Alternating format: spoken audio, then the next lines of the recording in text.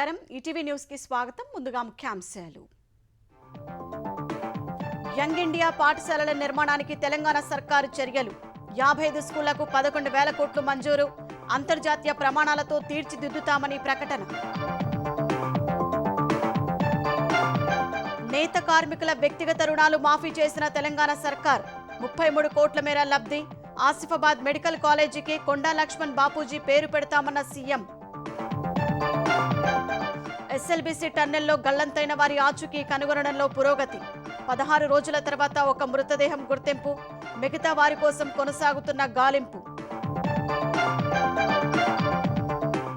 తెలంగాణలో ఎమ్మెల్యే కోట ఎమ్మెల్సీ అభ్యర్థులను ఖరారు చేసిన కాంగ్రెస్ విజయశాంతి అద్దంకి దయాకర్ శంకర్ నాయక్ ఎంపిక 4వ సిపిఐకి కేటాయింపు ఏపీలో తెలుగుదేశం అభ్యర్థులను ఖరారు చేసిన చంద్రబాబు కావలి గ్రీష్మ బీదర్ రవిచంద్ర బీటీ నాయుడు ఎంపిక 4వ స్థానం బీజేపీకి కేటాయించిన సీఎం రేపటి నుంచి పార్లమెంటు 2వ విడత బడ్జెట్ సమావేశాలు వక్ఫ్ చట్ట సవరణ బిల్లు ఆమోదం కోసం కేంద్రం ప్రయత్నాలు అడ్డుకునే వ్యూహాల్లో విపక్షాలు కాలిఫోర్నియాలో హిందూ దేవాలయంపై దాడిని ఖండించిన భారత్ బాధ్యులపై కఠిన చర్యలు తీసుకోవాలని డిమాండ్ ఆలయాలకు భద్రత పెంచాలని విజ్ఞప్తి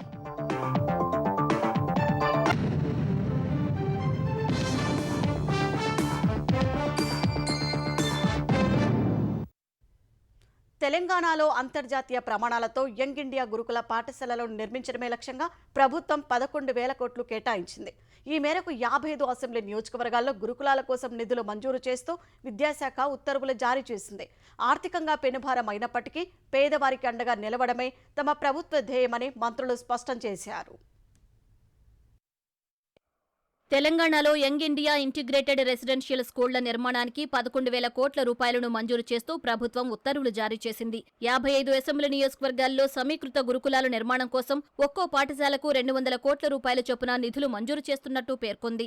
ఈ మేరకు విద్యాశాఖ కార్యదర్శి యోగితా రాణా జీవో విడుదల చేశారు. నియోజకవర్గానికి 1 చొప్పున తెలంగాణ వ్యాప్తంగా 119 పాఠశాలలు ఏర్పాటు చేయాలని లక్ష్యంగా పెట్టుకున్న ప్రభుత్వం తొలి విడతగా 55 నియోజకవర్గాల్లో గురుకులాల నిర్మాణం చేపట్టనుంది. సమీకృత గురుకులాల్లో బ్లాకుల వారీగా నిర్మాణం జరగనుంది. వీటిలో పరిపాలనా విభాగం, academic block, staff quarters, library, క్రీడా ప్రాంగణం, బాలురు బాలికల హాస్టల్ బ్లాకులు నిర్మించనున్నట్లు ప్రభుత్వం గుర్తు చేసింది. టీచింగ్, నాన్ టీచింగ్ స్టాఫ్ కి సైతం నివాస సముదాయాలు అందుబాటులోకి తీసుకురానున్నట్లు తెలిపింది. ఒక్కో గురుకుల పాఠశాల నిర్మాణానికి 135 కోట్లు ఖర్చవుతుందని అంచనా వేసిన సర్కారు ఫర్నిచర్, ఇతర అవసరాలు, పనుల కోసం అదనంగా 65 కోట్లు కేటాయించింది. ఈ మేరకు హైదరాబాద్ లో ఖమ్మం జిల్లా ప్రజాప్రతినిధులతో ఉప ముఖ్యమంత్రి భట్టి విక్రమార్క, మంత్రులు కోమటిరెడ్డి వెంకటరెడ్డి, పొంగులేటి శ్రీనివాసరెడ్డి జరిపిన సమావేశంలో వెల్లడించారు. ప్రైవేటు రంగానికి ధీటుగా తెలంగాణలో అంతర్జాతీయ ప్రమాణాలతో గురుకులాలు ఏర్పాటు చేస్తామని భట్టి విక్రమార్క తెలిపారు.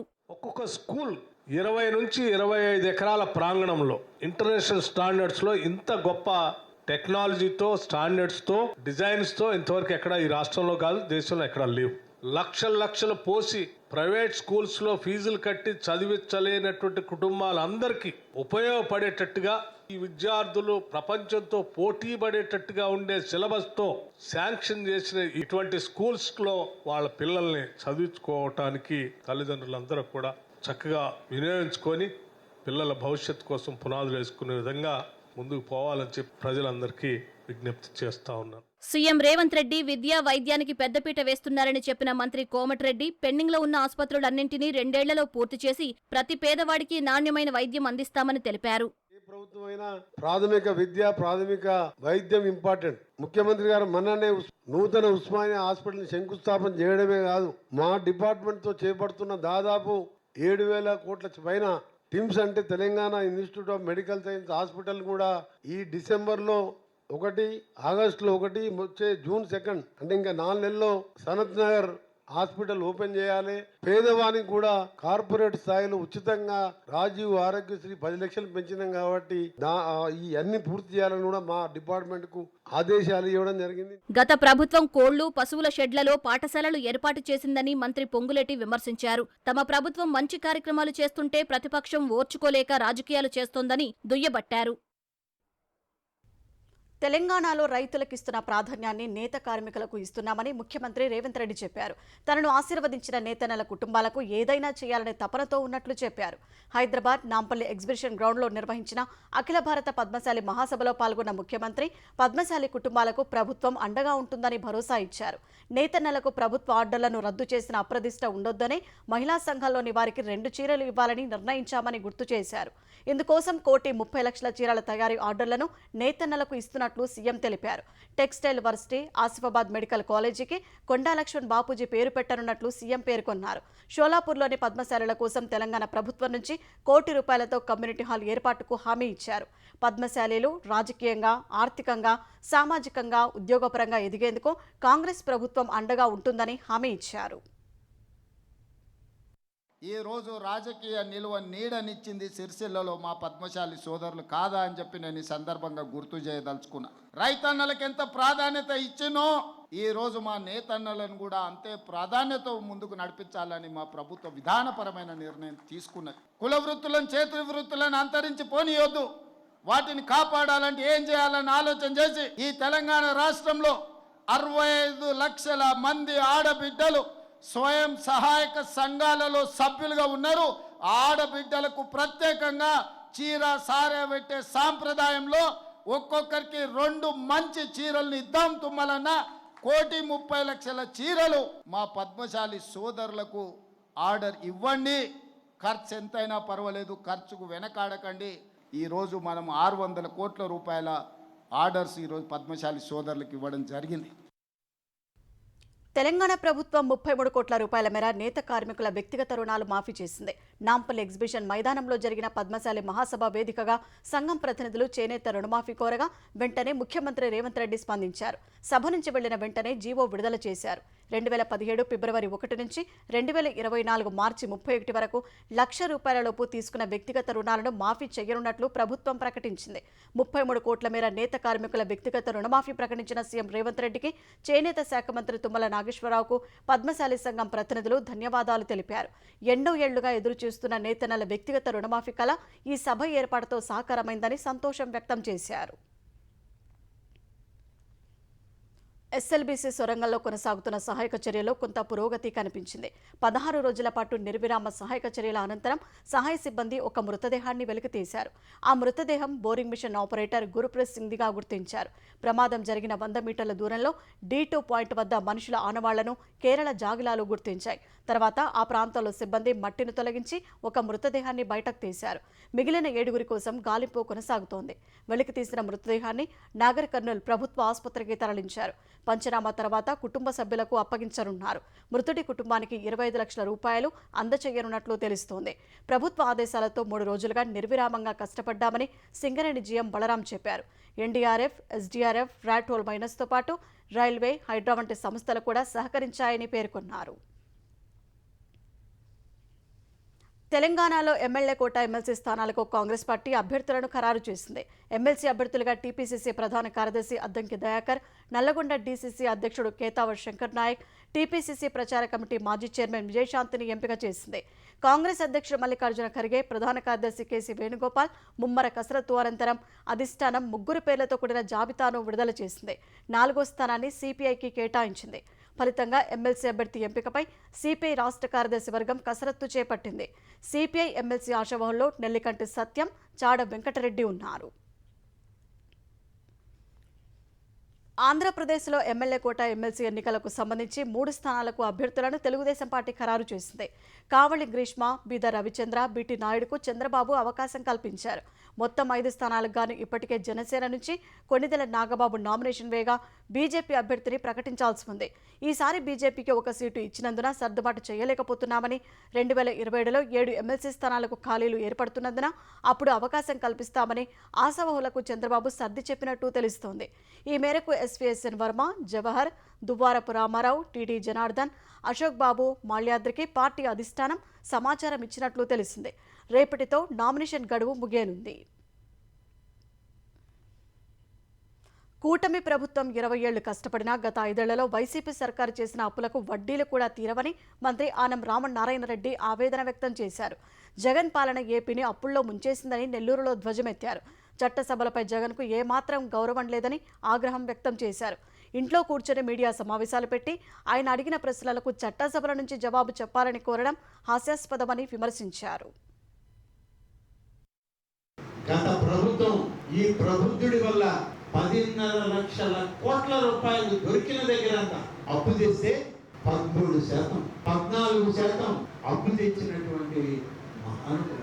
ఈ కూటమి ప్రభుత్వం 20 సంవత్సరాలు పరిపాలన చేస్తే వడ్డీ కట్టడానికి కూడా మనం సరిపోం. నీకు అసలు ఉన్న రాజ్యాంగం మీద విలువ లేదు, ఉన్న ప్రజాస్వామ్య వ్యవస్థ మీద విశ్వాసం లేదు. నీది ఒక రాజకీయ పార్టీ, ఆ పార్టీకి నువ్వు ఒక నాయకుడివి, ప్రజల తీర్పును అనుసరించలేని వ్యక్తివి. శాశ్వతంగా ఈ యొక్క రాజకీయ రంగంలో నుంచి నీకై నువ్వు తప్పుకుంటే మంచిది. లేకపోతే ఈ రాష్ట్ర ప్రజానీకం ఒకరోజు ఆ ఒక్కటి కూడా లేకుండా నిన్ను పంపించే పరిస్థితి. రెండో విడత పార్లమెంట్ బడ్జెట్ సమావేశాలు రేపటి నుంచి జరగనున్నాయి. తొలి విడత సమావేశాలు జనవరి 31 నుంచి ఫిబ్రవరి 13 వరకు జరగగా రెండో విడత సమావేశాలు ఏప్రిల్ 4 వరకు కొనసాగనున్నాయి. ఓటర్ల జాబితాలో అవకతవకలు జరిగాయనే విపక్షాల ఆరోపణలు, మణిపూర్లో తాజాగా చెలరేగిన హింస, డీలిమిటేషన్ ప్రక్రియ, ట్రంప్ సర్కార్ ప్రతీకార సుంకాలను భారత ప్రభుత్వం ఎదుర్కొనే తీరు వంటి కీలక అంశాలపై చర్చ జరిగే అవకాశం ఉంది. బడ్జెట్ ప్రక్రియను పూర్తి చేయడం, మణిపూర్ బడ్జెట్కు ఆమోదం పొందడం, వక్ఫ్ సవరణ బిల్లును ఆమోదింప చేసుకోవడం ప్రస్తుతం మోదీ సర్కారు ముందున్న ప్రాధాన్య అంశాలు. ఫిబ్రవరి 13 నుంచి రాష్ట్రపతి పాలనలో ఉన్న మణిపూర్కు సంబంధించిన బడ్జెట్ను సోమవారం సభలో కేంద్ర ఆర్థిక మంత్రి నిర్మలా సీతారామన్ ప్రవేశపెట్టే అవకాశం ఉంది. ఈ సమావేశాల్లో కీలకమైన వక్ఫ్ సవరణ బిల్లును ఆమోదింప చేసుకోవాలని మోదీ సర్కారు భావిస్తుండగా ఇండియా కూటమి పార్టీలన్నీ కలిసి ఆ బిల్లును అడ్డుకోవాలని కాంగ్రెస్ పార్టీ చర్చలు జరుపుతోంది. ఢిల్లీలోని ఎయిమ్స్లో చికిత్స పొందుతున్న ఉపరాష్ట్రపతి జగదీప్ ధన్ఖడ్ను ప్రధాని నరేంద్ర మోదీ పరామర్శించారు. ఉపరాష్ట్రపతి ఆరోగ్య పరిస్థితి గురించి వైద్యులను అడిగి తెలుసుకున్నారు. జగదీప్ ధన్ఖడ్ త్వరగా కోలుకోవాలని ఆకాంక్షిస్తూ మోదీ ఎక్స్లో పోస్ట్ చేశారు. ఈ తెల్లవారుజామున జగదీప్ ధన్ఖడ్కు ఛాతీలో నొప్పి వచ్చింది. హుటాహుటిన ఆయన్ను అధికారులు ఢిల్లీలోని ఎయిమ్స్ ఆసుపత్రి కార్డియాక్ విభాగంలో చేర్పించారు. ప్రస్తుతం ఆయనకు సీసీయూలో కార్డియాలజీ విభాగాధిపతి డాక్టర్ రాజీవ్ నారంగ్ ఆధ్వర్యంలో చికిత్స అందిస్తున్నారు. ఉపరాష్ట్రపతి ఆరోగ్యం నిలకడగా ఉన్నట్లు వైద్యులు ప్రకటించారు. కేంద్ర ఆరోగ్య మంత్రి జేపీ నడ్డా కూడా ఎయిమ్స్కు వెళ్లి ఉపరాష్ట్రపతి ఆరోగ్య పరిస్థితిని తెలుసుకున్నారు.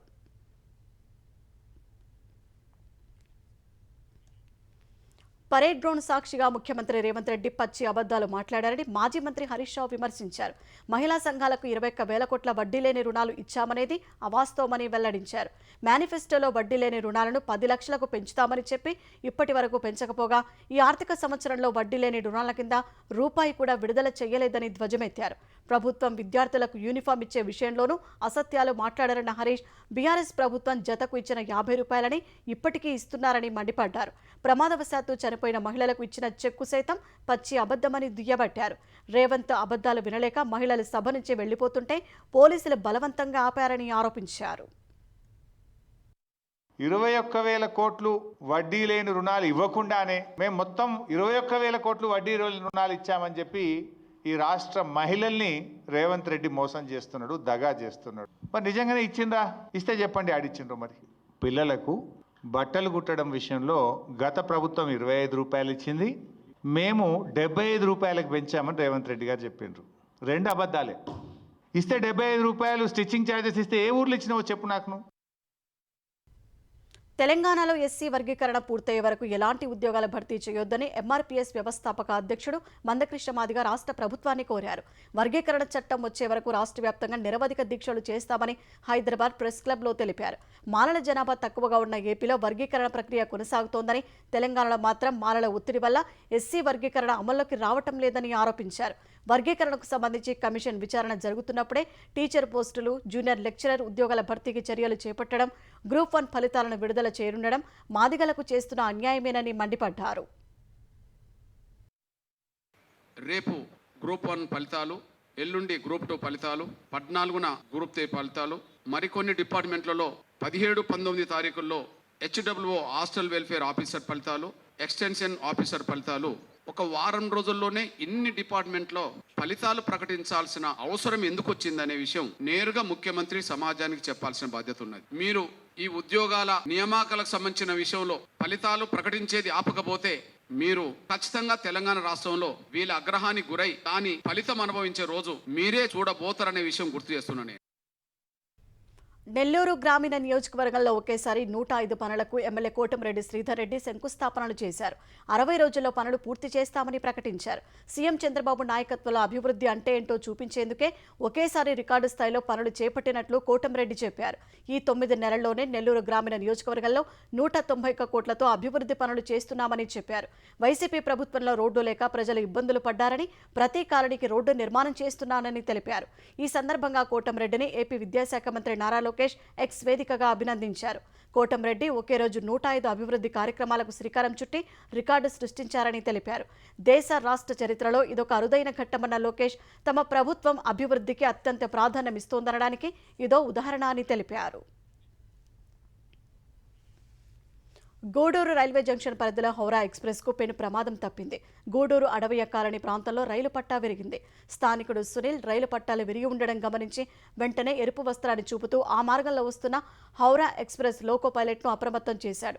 లోకో పైలట్ వెంటనే రైలును ఆపివేశాడు. హౌరా ఎక్స్ప్రెస్ ఆగిపోవడంతో రైలు నుంచి ప్రయాణికులు కిందకు దిగారు. పెను ప్రమాదం తప్పడంతో అధికారులు, ప్రయాణికులు ఊపిరి పీల్చుకున్నారు. సుమారు గంట పాటు రైళ్ల రాకపోకలకు అంతరాయం ఏర్పడింది. విరిగిన రైలు పట్టాను రైల్వే సిబ్బంది మరమ్మతులు చేయగా హౌరా ఎక్స్ప్రెస్ ముందుకు కదిలింది. నంద్యాల జిల్లా మహానంది మండలం గాజులపల్లె రైల్వే స్టేషన్ సమీపంలో గూడ్స్ రైలు పట్టాలు తప్పింది. గుంతకల్లు గుంటూరు రైల్వే మార్గంలో నంద్యాల నుంచి నల్లపాడుకు ఈ గూడ్స్ రైలు వెళ్తుండగా గాజులపల్లె రైల్వే స్టేషన్ సమీపంలోని గేటు వద్ద పట్టాలు తప్పింది. ఈ ఘటనలో ఒకరికి గాయాలయ్యాయి. 2 గేదెలు మృతి చెందినట్టు తెలిసింది. గూడ్స్ పట్టాలు తప్పడం వల్ల ఈ మార్గంలో రాకపోకలకు అంతరాయం ఏర్పడింది. విజయవాడలో రోడ్డుపై నిలిపిన అంబులెన్స్ దగ్ధమైంది. ఓ ప్రైవేట్ ఆసుపత్రికి చెందిన అంబులెన్స్లో ఒక్కసారిగా మంటలు చెలరేగాయి. ఆ సమయంలో అంబులెన్స్లో ఎవరూ లేకపోవడంతో ప్రమాదం తప్పింది. ఆసుపత్రిలో ఉన్న అగ్నిమాపక సామాగ్రితో సిబ్బంది మంటలు ఆర్పారు. షార్ట్ సర్క్యూట్ కారణంగా ప్రమాదం జరిగి ఉంటుందని భావిస్తున్న పోలీసులు ఘటనపై దర్యాప్తు చేస్తున్నారు. తిరుమల తిరుపతి దేవస్థానం ఆస్థాన విద్వాంసుడు గరిమెళ్ల బాలకృష్ణ ప్రసాద్ కన్నుమూశారు. 76 ఏళ్ల గరిమెళ్ల గుండెపోటుతో తిరుపతిలోని తన స్వగృహంలో తుది శ్వాస విడిచారు.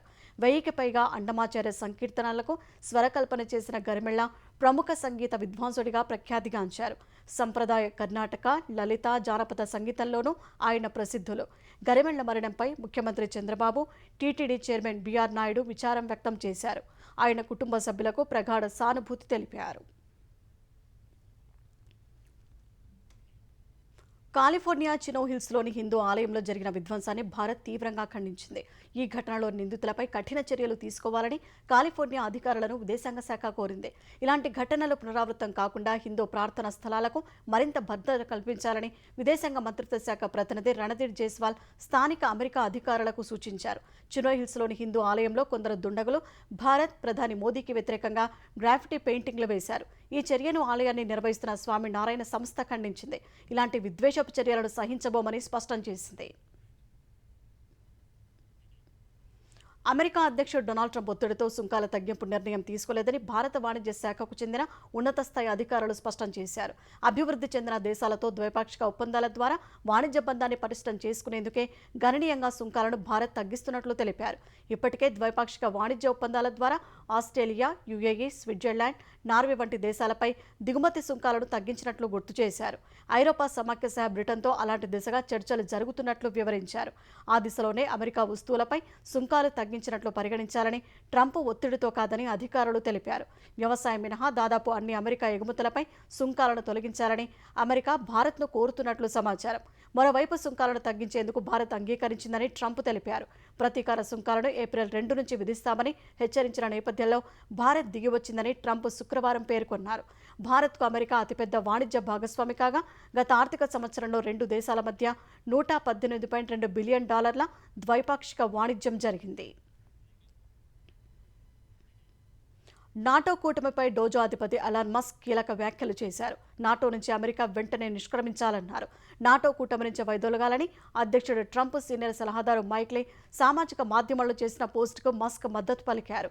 ఐరోపా దేశాల రక్షణ కోసం యుఎస్ డబ్బులు చెల్లించడం ఏమాత్రం సమంజసం కాదని పేర్కొన్నారు. ఇప్పటికే నాటో భవిష్యత్తుపై ఐరోపా దేశాల్లో సందిగ్ధత కొనసాగుతున్న వేళ మస్క్ వ్యాఖ్యలు ప్రాధాన్యం సంతరించుకున్నాయి. నాటోలోని సభ్య దేశాలు తమ వంతు నిధులను కేటాయించకపోతే రక్షణ దళాలను వెనక్కి తీసుకుంటామని గతంలో ట్రంప్ హెచ్చరించారు. ఇజ్రాయెల్ పర్యాటకురాలు సహా హోంస్టే నిర్వాహకురాలిపై అత్యాచారం కేసులో మొత్తం 3 నిందితులను కర్ణాటక పోలీసులు అరెస్ట్ చేశారు. ఈ మేరకు కర్ణాటక మంత్రి శివరాజ్ తంగడాగి తెలిపారు. భవిష్యత్తులో ఇలాంటి నేరాలు జరగకుండా పర్యాటకులకు భద్రత కల్పించాలని పోలీసులను ఆదేశించినట్లు ఆయన తెలిపారు. 2 నిందితులను శనివారం అరెస్ట్ చేయగా 3వ నిందితుడిని ఇవాళ అదుపులోకి తీసుకున్నారు. 3వ నిందితుడు నేరం జరిగిన అనంతరం పారిపోయాడని పోలీసులు తెలిపారు. అతడిని తమిళనాడులో అదుపులోకి తీసుకున్నట్లు వెల్లడించారు. ఈ నెల 6న సనాపుర చెరువు సమీపంలోని రంగాపుర గంగమ్మ గుడి వద్ద సంగీత కార్యక్రమం నిర్వహించేందుకు 2 మహిళలతో పాటు అమెరికా, మహారాష్ట్ర, ఒడిశాకు చెందిన 3 యువకులు వెళ్లారు. ఆ సమయంలో 3 నిందితులు మద్యం తాగి ఒకే ద్విచక్ర వాహనంపై అక్కడికి వచ్చి పర్యాటకులను డబ్బులు డిమాండ్ చేశారు. వారు ఇవ్వకపోవడంతో అక్కడున్న 2 మహిళలతో అసభ్యకరంగా ప్రవర్తించారు. దీంతో 3 యువకులు వారిని అడ్డుకున్నారు. వెంటనే నిందితులు వారిని తుంగభద్ర ఎడమ కాలువలకు తోసి 2 మహిళలపై అత్యాచారానికి పాల్పడ్డారు. నిర్మాణంలో ఉన్న భవనంలో నీళ్ల ట్యాంకు శుభ్రం చేస్తుండగా ఊపిరాడక 4 కార్మికులు ప్రాణాలు కోల్పోయిన ఘటన ముంబైలో జరిగింది. మరో కార్మికుడు ఆసుపత్రిలో చికిత్స పొందుతున్నాడు. ఘటనా స్థలంలో ఉన్న తోటి కార్మికులు అగ్నిమాపక సిబ్బందికి సమాచారం ఇవ్వడంతో వారు కార్మికులను బయటకు తీశారు. అపస్మారక స్థితిలో ఉన్నవారిని ఆసుపత్రికి తరలించగా అప్పటికే 4 కార్మికులు మృతి చెందారని వైద్యులు ప్రకటించారు. బీఎంసీ స్థానిక పోలీసులు ఘటనా స్థలికి చేరుకుని విచారణ చేపట్టారు. నాగ్పాడ ప్రాంతంలోని బిస్మిలా స్పేస్ భవనంలో ఈ ఘటన జరిగిందని అగ్నిమాపక శాఖ అధికారి తెలిపారు.